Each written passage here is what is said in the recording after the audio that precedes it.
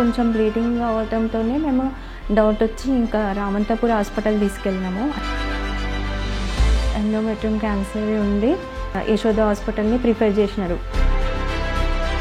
Sachin sir కలిసి sir కూడా confirm చేసినారు, ఆపరేషన్ చేయాలని చెప్పేసినారు.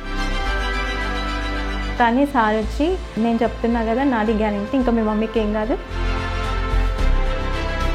హాయ్ అండి, నా పేరు స్వప్న, మా మమ్మీ పేరు వెంకటలక్ష్మి. మా మమ్మీకి ఎండోమెట్రియం క్యాన్సర్ అండి.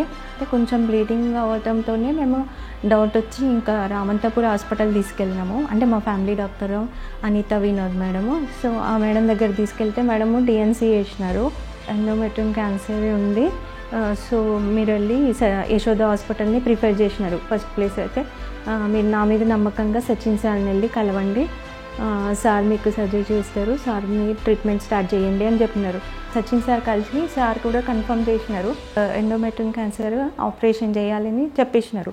మమ్మీని బయటకు పంపిన తర్వాత మాకు కౌన్సిలింగ్ ఇచ్చి ఆపరేషన్ చేద్దాము, ఎక్కువ టైం కాకుండా అని చెప్పేసి ట్రీట్మెంట్ స్టార్ట్ చేసినారు. డేట్ ఇచ్చి తొందరగా ఆపరేషన్ చేసినారు. ఇప్పుడు మమ్మీ అయితే 100% మంచిగా హెల్తీగా ఉంది. అంటే మా మమ్మీని మళ్ళీ గిఫ్ట్ ఇచ్చినారు. ఇప్పుడు ఆపరేషన్ తర్వాత తన పనిని తను చేసుకోవడమే కాకుండా ఇప్పుడు ఇంట్లో పనులు కూడా యాక్టివ్గా చేస్తున్నారు. అప్పటి మీద ఇప్పుడే యాక్టివ్గా ఉన్నారు.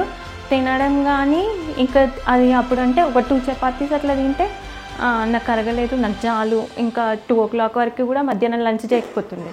ఇప్పుడు అట్లేం లేదు, టైం టు టైం. మాకన్నా ముందు తనే అడుగుతుంది.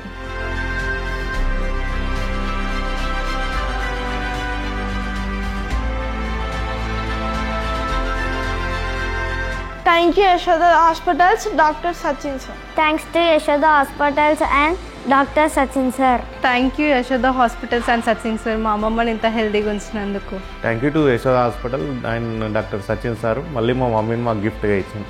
Thank you. Thank you Yashoda hospital Sachin sir, thank you. Thank you Yashoda hospitals, thank you Sachin sir. మీరు మేము ఎన్ని జన్మలు ఇస్తారో మేము తీర్చుకోలేము. మా అత్తయ్యను మళ్ళీ మాకు తిరిగి అందించినందుకు మీకు శతకోటి వందనాలు sir. Just now you have listened the story of our patient Venkat Lakshmi, to whom we have treated with robotic surgery.